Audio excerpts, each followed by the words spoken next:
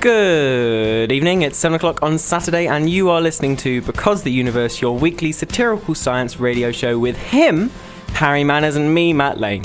That's right, we've got a lovely show lined up for this week and we're going to be talking about some news actually. We're going to be catching up again on the news over the summer, and also we're going to be talking about science research, actually the motivations. So it's going to be blue skies versus utilitarian. Yeah, it's going to be interesting. Yeah, it's going to be great. So before we start the show, I'm just going to give out some details about how to get in contact with us. Yep. So we've got some, you can get in contact with us via email, so it's becausetheuniverse@aol.com, Twitter, so that's @causetheuniverse, causetheuniverse, and at Facebook, so facebook.com/becausetheuniverse. So if you want to come on a show when we're back to our regular schedule, when we'll be doing some debates, some interesting debates with interesting questions and interesting people, if you want to come on, then get a hold of us, or if you have a suggestion, get a hold of us, or any particular question, get a hold of us. Absolutely, we'd love to hear from you. So before we head on with the show, we're just going to cut for a quick music break and then we'll be right back with you. So we're going to go out on Pieces by Megan Landry. We'll be right back. Hello everybody, welcome back. This is Because the Universe and we're going to be talking about science research today and its motivations. So before we get on with the show, we're going to bring on our lovely guest for this evening, Ed Barlow. Hi, say hi, Ed. Hello. Hi, Ed. Hi. It's good to see you. We actually had you on last year, didn't we? You did. What were you on for last year? I think I was doing 3D printing, wasn't I? Probably were, because you're an engineer, aren't you, Ed? I am. I've been for a while now. Third year engineer now. Yeah. And you own how many 3D printers is it? Two, unfortunately. That's two more than last year. 2 3D printers. It's incredible. It's just insane. What? So tell us about them, why don't you? What's it like actually having a 3D printer? This is different. Oh, it's cool. Yeah, we can.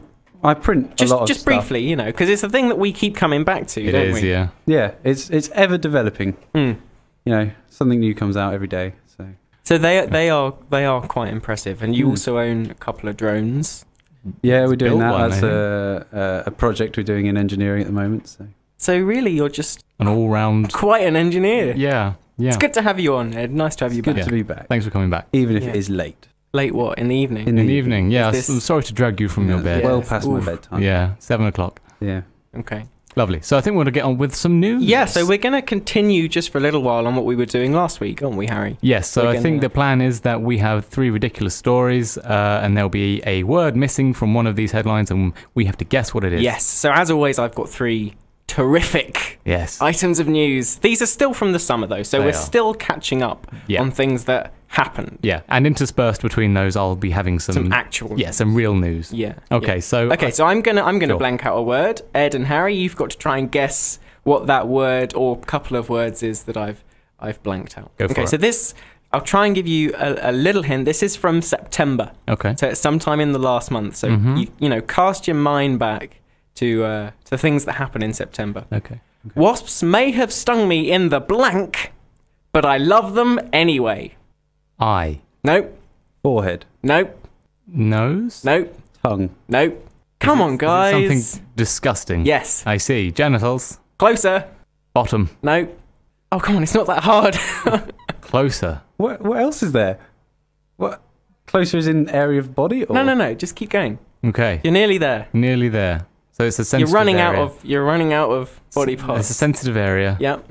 And it's not the genitalia. Well, it is. Well, it's a subset of that. I had inadvertently, accidentally, naively urinated on a wasp's nest. And the wasps were giving me a damn good telling off about it. I see. So this is from an article that came out in September. And the title is, Wasps May Have Stung Me in the Testicles, but I love them anyway. Right. Okay, now, I don't like wasps. Right, they come out in September. Middle of September is usually when they come out at their peak. And they're just like mean bees. Yeah, well, they kill bees. Yeah, and everyone says they're just horrible. They're not nice. They don't do anything. Well, there's that thing, like, if you get rid of all the bees in the world, everybody's dead. If you get rid of the wasps, what happens? I don't think anything happens. You get overrun by small pests. Because they're carnivores, right?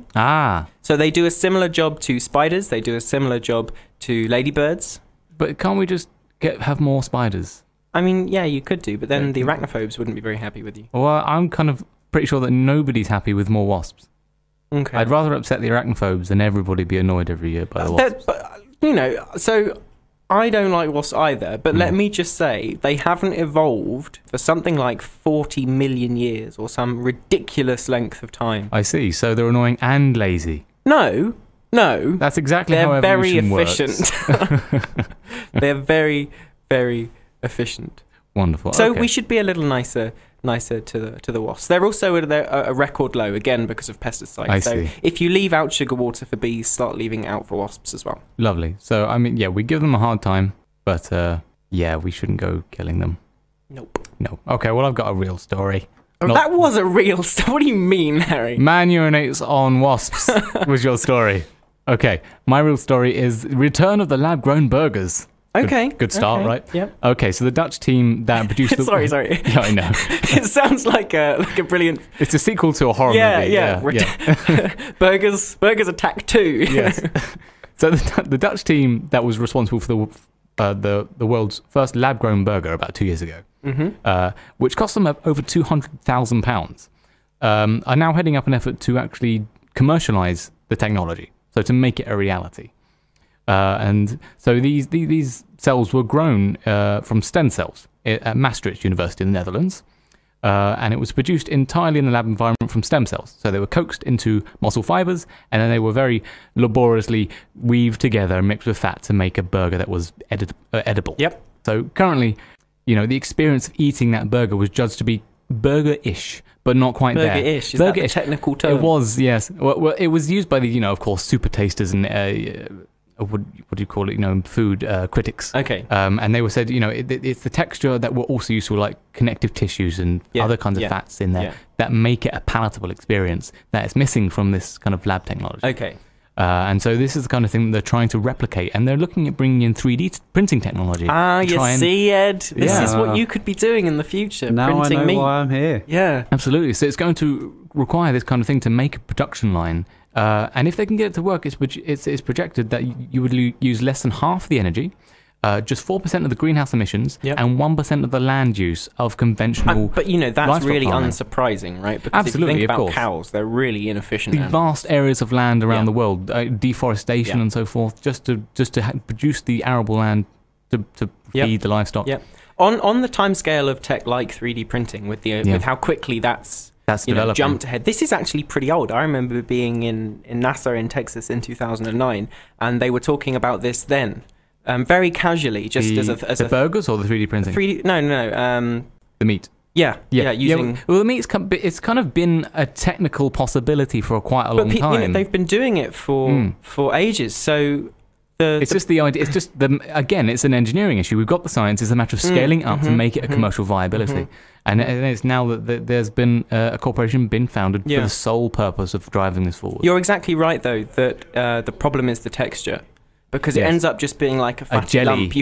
You have to apply pressures to the stem cells, as in physical pressure. Yes. That's the thing that triggers them to differentiate into muscle tissue. But you still can't get it to take on that structure. So the 3D printing will be about 3D printing some sort of biodegradable scaffold that the cells can replicate. Can graft onto, actually form a kind of muscular tissue. Yeah. That's interesting. Interesting. Okay, this is relatively old. Again, it's the middle of September. It's a little more than this is a little more than a month ago. But I've got to have to say a word on it because, anyway. Okay. Elon Musk, I know you'll have seen this. I know you, so, shout out when you know the blank. Okay. Elon Musk says we could make Mars habitable with blank. Ed? You must have seen it. I saw something of it, but I can't think of what it would be. Harry? Again, I've seen something with Elon Musk and I can't remember what it was. You can't remember? No. Elon Musk says we could make Mars habitable with thermonuclear bombs. Oh, isn't he a genius? He was on the Stephen Colbert show in the States, and Stephen was saying to him, okay, so you want to go to Mars? And he was like, yes. But isn't Mars, inhospitable, can't we? And Elon Musk says, yeah, it's cold. There are two ways of getting it hot. There's the slow way and the fast way. Right. So what's the fast way? You drop thermonuclear bombs on the poles. And I'm just... I see. What? So exactly how does this work? Is he talking about melting the permafrost then? I have absolutely no idea. Well, it's very strange. I know that there's lots of methane and CO2 immersed in the permafrost at the poles. So I'm assuming he's just saying release that and then generate an atmosphere. Yeah, but then it's going to be a radioactive atmosphere. Yeah, that's not the greatest plan. I mean, the reason Mars is so cold in the first place is because it doesn't have the surface area to volume ratio to keep heat in its core, so it froze. Yep. So that would just happen again. you'd have to generate some kind of consistent heat generation. So, of course, the atmosphere is a good start, but you'd have to get some kind of orbital mirror system involved, something like that. The other reason this is a bad idea, and I know I've already said it, but all of that is kind of secondary, is you then have a radioactive atmosphere. Yeah, it is pointless if you've bombed the planet. I don't know who he's making this habitable for. Maybe it's robots. Maybe he's making this some kind of android race. Maybe, but there's a clip of that. You can just look it up online on YouTube or something. Stephen Colbert, and it's quite a funny conversation. He has a host of good ideas, as in, everyone has an off day. Yeah. I mean, Tesla. Yeah. SpaceX. Yeah. And then bomb Mars. We'll give him a blind eye. Yeah, we'll let him go with that. Okay, so my second story is feeling again with prosthetic limbs. So a new plastic has been developed from a matrix of carbon nanotubes, which can replicate a sense of touch, with the potential to be used in wearable technology and maybe prosthetic replacement body parts to restore sensation in the near future to those who have undergone amputations or accidents. So the nanotubes, which are essentially a crosshatch of carbon filaments at the nanoscale, so we're talking billionth of a meter, are capable of producing electrical signals which can then be put under pressure, which are produced when two fibers are forced to touch. And you produce these electrical signals which are, in a way, compatible with the biochemical signals used by nerve cells, which is still the most challenging part of this technology. It's interfacing the biological matter with these kind of cells. And once interfaced, this signal can then be interpreted by the brain, just as with the skin's own. You might remember Pacinian corpuscles, if you did biology A-level. They're the things in our skin which actually detect pressure, and then you can essentially replicate a lost sense of touch. So this is important innovation. Involvement pulls in nanotubes and therefore is flexible, heat resistant and durable, and can be grafted onto any kind of surface just like a real skin. And so this genuinely has the potential to make people feel again. So we have very advanced bionic limbs now which have some measure of dexterity and can perform general tasks, but of course you don't get that feedback, and therefore you lose some of that dexterity. Well, it's funny that you say that. Oh yes, Harry, because I have an article here on some research that was done by DARPA in the States. So that's the US Military's Defense Advanced Research Projects Agency. Yeah. Okay. And there's a lab there called the Applied Physics Laboratory at Johns Hopkins University, and they were doing an advanced replacement limb research. Right. Okay. And they've attached a replacement hand to this man 28-year-old who'd been paralyzed for more than a decade due to a spinal cord injury. And I don't know how, it's DARPA, so I don't know how they did this, but they wired it directly to his brain. Okay. Okay. So he doesn't have a hand. Oh, you mean so it's not attached to his body? No, he doesn't have a hand, right? They've then attached a prosthetic limb, a robotic limb, to wherever it is on his arm that limb ends. Right. Okay. They've wired it directly to the brain. He can tell with 100% accuracy when blindfolded which of his fingers has been touched, and when they touched two fingers simultaneously, he asked them, "Is someone trying to play a trick on me?"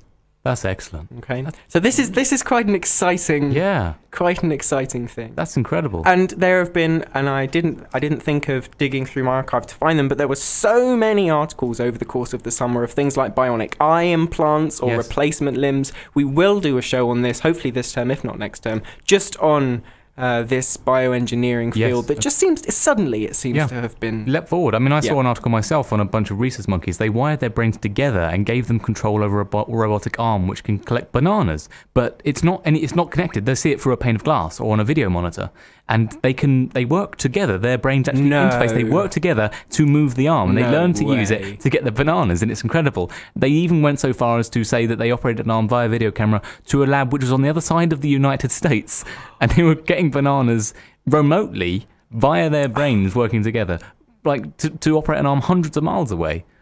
Okay, we will do a show on this. Yeah, but I can beat that with something else that I saw.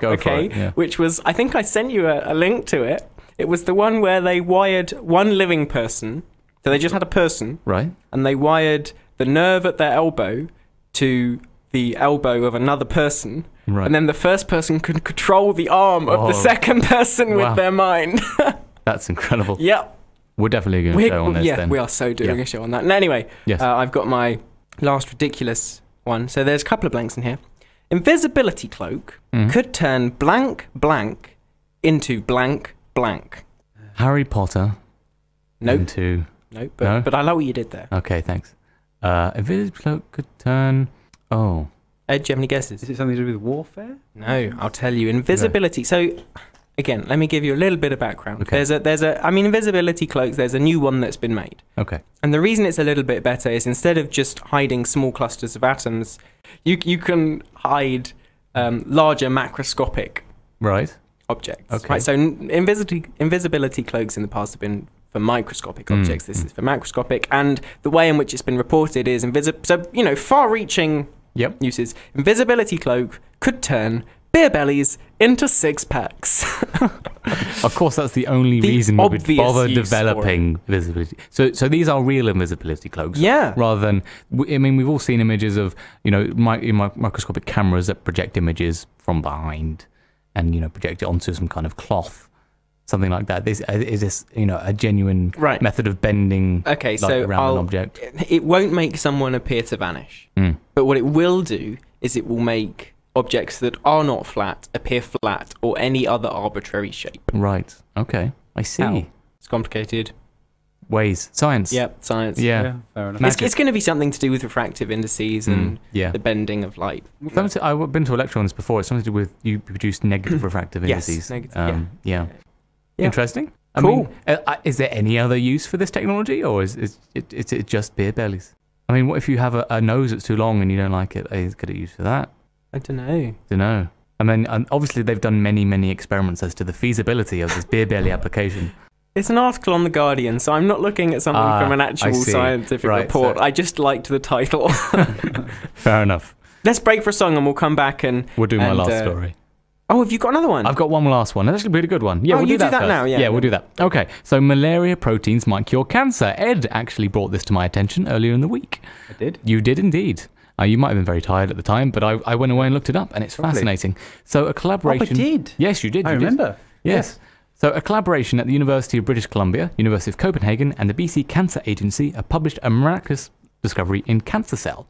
So research into why pregnant women are particularly susceptible to malaria uncovered a certain malarial protein, and it's called VAR2CSA, which means nothing, it's just a tag. So it sticks to a kind of sugar found in placental tissue and attacks them, which is why women who are pregnant are very susceptible. Very strangely, this collaboration has found that tumour cells also express this sugar, and it actually provides a manner in which you can now target drugs and other broad cancer treatments specifically, just using this sugar. And so they've tested it in cell samples, a collection of various forms of cancer amongst living ordinary tissue. They found that 95% of cancer cells were targeted and destroyed by tagging the proteins with toxic chemicals, leaving healthy cells unharmed. They then tested on some cancerous mice, which showed shrinkage in tumours caused by non-Hodgkin's lymphoma and prostate cancer, and shockingly, absolutely cured 5 out of 6 mice which had breast cell metastasis. Gosh. Yes. So they're doing human trials in the next 3 to 4 years, but this is a genuine possibility that they now have a genuine, broad method to approach cancer treatment, and it's just from a malaria protein. Wow. So malaria cures cancer. By accident. Ooh. By accident, yes. Yep. Which I think is wonderful. That is good. Yeah. That is good. Let's break for a song and then we'll be back. Absolutely. So we're going to head out on Kiss Me by Ollie Murs. We'll be right back. This is Your Raw. Welcome back. You're listening to Because of the Universe, and we've got a few news updates before we get on with the show. Matt, what have you got for us? Yeah, so we always talk about climate change, and it would be a shame to not keep everyone updated with the latest ridiculous thing that some politician has said somewhere. Yeah, absolutely. So I just really quickly, everyone knows that apparently 3% of the research that's done in meta-studies on climate change, scientists have found that there isn't such a thing as anthropomorphic climate change or climate change caused by humans. Sure. Right, 3%. Yeah. 38% of those didn't include control groups or had some other obvious flaw and should be retracted from the meta-studies. Okay. That's the first thing to say. 38%? 38% of those who found that... we can now really only say less than 2%. Right, okay. Right, so I'm updating that stat, if you like. Officially now we should say 2% because 38% of the 3% have been retracted. Good. Yeah. The next thing to say is that scientists have tried to redo those studies. Oh, so of the studies that remain... I don't know whether it was this is a completely different publication. Thing. Okay. So it's not likely to be of the 2%. It will just have been of the ones that there were. And they all failed. All failed. In redoing them, none of them came up with the negative result, if you like. So to clarify, they failed, we mean that they did not show that there is a lack of anthropomorphic motivation. Yep. Right. So just to be clear, this is the scientific method. Discarding those ones that didn't have control groups or had some other experimental flaw in them, they should be discarded. Yes, it's perfectly justified. Since they're anomalous, you should redo them to see what happens. They were all redone. They all came up with the positive result, i.e. that humans do impact the climate. So we can now say that 100% of scientists, there is complete consensus within the research community that anthropomorphic climate change does exist. Wonderful. Whoop. So the only thing to then do, obviously, if you were, for example, the current British government, would be to, I don't know, lobby the EU for better regulation, for better legislation around this. What would be strange is if the Tories had lobbied against air pollution laws. You're right, that would be strange. That would be remarkably odd. I mean, wouldn't it? Yeah, it'd be completely out of character as well. It's funny because that's exactly what they've done for an unclear amount of time in the years, plural. So sometime over the last 2 terms of government, the UK government has been covertly lobbying the EU to reduce its legislation on air pollution. Just to give you a little bit of monetary background, it's estimated that 1.3 trillion pounds, or dollars, it's probably dollars, $1.3 trillion is wasted every year due to the health impacts of air pollution in the EU alone, which is 10% of the continent's GDP. Wow. Okay. Just on pollution. Just on that. That's not even Just on subsidising or anything like that. No. That's just on the direct health impacts of it. Yep. You may also remember that I said last week that a study of 100 billion animals had found genetically modified organisms to be safe, specifically crops. And then I went on to say the funny thing was that, bearing in mind this huge meta-study had been done, Scotland banned all GM crops. Right. Right. Farmers and scientists have been very upset. Open letters have been written, and Scotland have said absolutely nothing. Ah, I see. Yep. Nothing at all. Nothing at all. Well, I mean, they've said some things, but the things they've said are non-statements. Ridiculous. I see. Oh, well, that's a shame. Yep. But, so I just wanted to keep everyone updated with those. Fantastic. Lovely. Thank you very much. Okay. Now then, what we were going to talk about was we were going to talk about blue skies research versus, as you termed it, utilitarian research. Yeah. But we need to be sure that everyone knows what we're talking about. So, Harry, when we say blue sky and utilitarian, what do we mean? Well, blue skies is often just used as a tag for, science for its own sake, for the sake of curiosity about reality, and then utilitarian is just the word I've appropriated in this case, which just means that it's purely based on its use, its practical applications, and how it can improve our lives. Yeah. Yeah. So an obvious example of blue sky research would be something like the Large Hadron Collider over in CERN. Well, again, we should debate this quite. We should, but that would be an obvious go-to. I think it would be a go-to example for what people reckon, as opposed to what's actually the case. But yeah, this is, yes. So it's essentially, you often hear this. Why bother? Why are they doing this? They built a giant black hole machine to destroy us all. Why can't they leave it alone? That was hilarious when they switched it on, and that was the way the media reported it. Yes, I think I was in high school at the time. I remember people genuinely afraid and running around, crying. Yeah. And they thought they were going to die. Yeah. Which is entirely ridiculous. Yep. That is genuinely the case. That this is not something that is taught in schools or even in the public sphere whatsoever. It's the idea that most scientists sit around all day thinking, shall we grow another ear on a mouse's back, or shall we build a black hole machine? Mm-hmm. As though scientists are some kind of Frankensteinian monsters who are running around with lightning coming out of their ears. Well, I mean, you've seen me running around the kitchen. I have, yeah. But this, is genuinely, it's real. This is exactly people think that. Well, this is also isn't helped by if you think about things like the Imitation Game. If you think about things like, what was the other one recently? The Stephen Hawking one. Yeah, Theory of Everything. Yeah. It's very much the idea that you have a scientist sitting on their own in a darkened room, and of course it's not like that. No, you have massive institutes, collaborative efforts, numbers. Yes, enormous numbers of money and people. There's thousands of people working on CERN alone. The idea that it's a couple of scientists building a giant machine giggling to themselves it's simply not the case. There are thousands of people who do their PhD thesis and their entire careers just on a very small part of one machine. Yeah. It's not blue skies. So which is better, blue skies research or more practical utilitarian research? Let's get an opinion from each of the persons in the room, and let's start with Ed. So Ed, as an engineer, which one do you think is better? And you can feel free to change your mind as we continue, but just right now, what do you think? I'm sure you're going to convince me otherwise, but I think there needs to be both, really. As an engineer, what I would classify engineering research would be in the more utilitarian sense. It's let's take a principle, how can we develop that into something that we can use, something we can further human excellence with. Yeah. So we have a vote for both from the engineers, that you need both. Yeah. Okay, Harry, what about you? What do you think? To be honest, I have to be entirely in agreement with him, because I think the idea that I want to address here is that they're inseparable. There is no, they're non-statements. The idea that you're doing it for one or the other is not correct, because anything that starts out under the guise of blue skies inevitably ends up as utilitarian, and vice versa. You take something and you're just trying to develop something for its own for its practical applications. You inevitably learn something which is good to know just for its own sake. Well, this is disappointing, because I agree with both of you. I think that you definitely need both. Well, there we go. Yeah. That you definitely need for people to use their inherent curiosity, because that will have some sort of practical result, and that you can't only be thinking about the practical result. So let's maybe try and reframe the question slightly.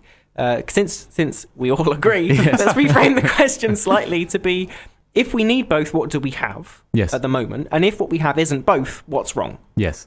Okay. So I want to talk about funding from scientific research boards. So the idea here is that if you do anything even remotely different, off track, anything at all, you'll be denied funding. Yeah, it's really difficult. You have to write these massive, long applications. Yes, and essentially you have to be able to promise results. And if you promise results, you have to be doing something which is already within the sphere of possibility, really, or maybe just beyond the border. Yeah. There's no real pushing forefronts. Nobody can come forward with this. I'll say wacky, because it's a genuine term. Well, certainly, it's a different idea. Science is trying to find things that we don't yet know. Of course, it sounds wacky. You have to go into uncharted territory, and sometimes you just have to leap off a dark cliff and not know where you're going. And yes, most of the time that fails. And that is a scientific result. That's genuine information. If you go through 3 years of extensive research and say, I found nothing, that's not a non-answer. No, that's it just means you know that it wasn't there, or that didn't work. And yet the current situation is that people aren't being granted funding for anything that is off track. It limits the scope of scientific research and exploration. I think there's a go on, Ed. I agree with that, but I think in times such as now, where we're in drastic climate change and we need to do something about the environment, I look at it as the fact that a utilitarian research where we're researching into something like power, transmission lines, or ways of generating green energy, which are all utilitarian ways. Yeah, we should be pouring more funding into that side of the. I absolutely agree with that side of the equation, if you like. Yeah, sure. Rather than stuff that's quite unlikely to come up with a solution for climate change specifically. That's a great argument, but I think I want to contrast that with the idea that that's great, pouring research into, but it does buy in somewhat to the common perception of what it means to do research. You can't just pour research into an area and visa kill it off and say, well, you scientists go away and research this and come up with the answer to this. Yeah. As though people just. There is a way that's laid forth, written in stone somewhere, and you just go and make it if you have enough money. Yeah. As opposed to the idea of genuine creation. In pulling the idea of Nikola Tesla. He got some money and he won it. I think it was from I forget now. It doesn't matter. He got money from an investor, and then essentially he just went away and did stuff that nobody had ever thought to do before. It was entirely blue skies. He was building these enormous, wacky inventions, and yet they are things that now we find indispensable. But at the time, they were completely useless. Yes, they were. Yes, and essentially he wasn't looking for them to be utilitarian. He was just building them because they were remarkable ideas. Do you think? Here's an interesting question. That example that you've given, and we could come up with so many examples that satisfy this criterion. This is back when science was done by men, primarily rich men, in big houses, and they did it on their own, and they were free, and it was very much to be completely blue sky. Yes, right, because they just funded themselves. Well, now the nature of science is you look at any paper published in Nature that's something medical, right? The number of scientists' names on that, it's become like film credits now. Yes. Because there are so many. You need to have so many specialisms to do research. It's almost, it's natural that that's going to become more utilitarian. You can't really do blue skies research anymore when you've got that many people that all need some direction and all communicating with each other.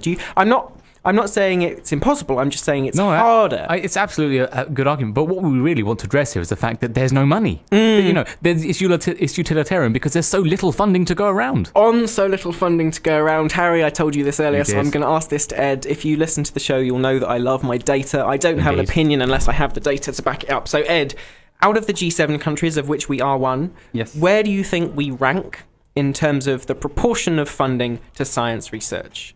Because Yeah. we should be high. We Yeah, should yeah. be high. So it's 1 to 7 in the G7. I'm going to say 7, judging by your attitude. I think this is a... I mean, you'd hope that we were high on the list, Hit me right? with the hard figures. Yeah. Okay, don't ignore my I would hope that we'd be high. Right, but Yeah. where do you Given think, our- realistically... Realistically, Yeah. medium. I said Probably exactly so, that. 3 or 4. We're actually 5th. We're 6th. Yeah. The only country that does worse than us is Italy. In the G7. And that's because they've been on the downturn since the 1980s, right? The Which only is country absurd. that does. It is absolutely absurd. I mean, essentially, what we've got to address is that, you know, the current way that the economy operates, this capitalist idea that we're going to essentially borrow money until we get experience growth. That growth comes directly from scientific research. The only way we Except can that ever... we won't be borrowing money because the fiscal charter is... Well, yeah, they're going to make it illegal, but you know, But that's a side note, different joke. Ignoring that, the only way you get growth from new ideas, from new inventions, comes from scientific research, and yet they don't fund any. So scientific underfunded. research. Yes, So underfunded. It's remarkable. But you're just saying that we can't fund blue skies research. We can, of course, We could. Can. We could. Why aren't there institutes where you put a bunch of incredibly intelligent people in a room and say, do something? Yep. Because inevitably they will come up with something Yep. miraculous. And if you will get you're- your investment back and twice exactly, over. Exactly. And if you're listening and you're thinking, oh yeah, but the only example you're going to be able to give me is of something like the invention of penicillin that was by accident, right? That's all you're going to... No. Everyone knows about Google. Everyone knows about Google's policies. The fact that they let their programmers just do what they want for they have a 10th side of project. the time Yeah. or whatever it is. And they do really well because of it. Yes. Okay? Pretty much any high-flying tech company Yep. is doing this right now. Absolutely. And it should be being done in publicly funded scientific institutes, research institutes as well. It absolutely should. I mean, and also, putting that aside, just say that was beyond the pale, and we just stuck to utilitarian research purposes. Okay, The so idea ignoring blue sky. Yeah, ignore that. The very fact that there are such constraints on any kind of research proposal means that genuine science isn't being done, because No, it's not. everyone's always got half their mind on, oh, we can't do that because the funding will be cut. And then that's that. Yeah. And so you lose the ability to actually make the steps that are required for discovery. I think there's a really good, this is talked about within philosophy, but there's a really good way of saying this that's so easy for everyone to understand, which is that science, if you're doing it right, you're aiming to find something out that you don't know. Yes. Right, so you don't really know where you're going. You literally just have to strike out blindly into the clouds. Yes. And that's pretty much it. Whereas at the moment, and this is actually an educational problem because people doing PhDs are taught to think that this is how it's going to be. Yes. Right, and it's not. It's you search for a known unknown. Yes. I.e., you know where the unknown thing you're looking for is. Yes. And so you set off in that direction. Now, for things like climate change research, right, Ed, you're absolutely right. Completely right. Of course we need to be prioritizing funding. Yeah. The blue skies question is almost more of a mindset question, right? Isn't it, in a Yes, way? it is. You know, we should have, of course, funding should be prioritized to things like Yeah, absolutely. in via the Green Investment Bank, etc., etc. But then the scientists need to have that free, creative Yes. view that at the moment they're being too restricted. Essentially, it should be fostered as opposed to constrained. Yes. It's the wrong way around, that you're saying, well, we've got to have you, so we'll put you on the bare minimum to tick over, and we don't actually want to get anywhere. Yeah. Yeah, well, let's break for another song, but Yeah. before we do, let me give you one or two other monetary statistics to think about while the song is on. Something like CERN, which everyone knows about, £1.50 per person, that's how much our government funds CERN, which I have no scale against which to really understand that. Well, imagine if some look after the pandas after a £5 a No, month, that's you know. It's, That's true, but that's the same amount of money that a person spends on peanuts. So average a year. so incredible. finding the Higgs boson literally cost peanuts. Love it. Something like research into strokes is much less than that. So medical Right. research gets almost nothing at the moment in this country. It's a bit of a shame. and hence pharmaceutical companies and evil. Mm-hmm. Good. Okay, we're going to break for a song. We'll be right back. This is Till the End by Lucy Rose. This is your Raw. You're listening to Because the Universe. Welcome back. And we're talking about the purposes of scientific research. Blue skies versus utilitarian. It is basically the oldest question it's basically as old as science itself, right? Yeah. The earliest reference that I can find to this question comes from the works in Plato's Republic, where Socrates takes on Glaucon to task for worrying about whether astronomy is worthwhile. And to be fair, I still worry about that. How dare you? I know that you love your astronomy, Yeah, Harry, but this is a fairly philosophical question in some ways that has been asked for all the while there have been these things called scientists, these strange people. Yes, thinkers. Curious creatures. Because, of course, the only way that these people can exist is if there is a sufficient mass of people producing things by which you can afford a small cast of people to sit around and think all day or do whatever it is that they do. But you can't have them in isolation. No. And essentially, everyone else has to make a sacrifice on the assumption that they will get some kind of reparation. And then we wind it forward several thousand years and we have untold advances, miraculous it is incredible changes that we have made, and yet people are asking it more often than ever. What's the point? I saw this wonderful thing on Facebook the other week. I know exactly what you're about to say. It was incredible, and it was just this little picture on Facebook. It was an infographic, I think, and it was just listing the things that science has produced to make it worthwhile, and it was things about knowledge about the universe and medical advances and things.